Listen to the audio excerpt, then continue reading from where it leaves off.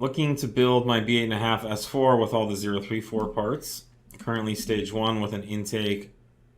After heat exchanger, what are the next chronological updates I should purchase for reliability as well as performance? So currently stage 1 with an intake. Definitely heat exchanger. Yeah. And we're going to say lots of maintenance stuff. The maintenance stuff like intercoolers. Water pump if that hasn't been done. Yeah, injectors. If they're unknown mileage or you're getting up there in miles, it's a good idea. And then, there's all the pulley options. What depending on what stage you want to be at. And then there's even things like porting, which, that would be kind of one of the last things.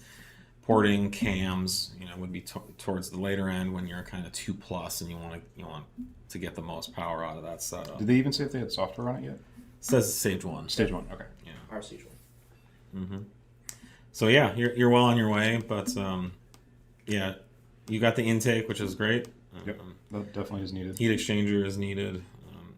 I know there's pump upgrades, the 100 series pump.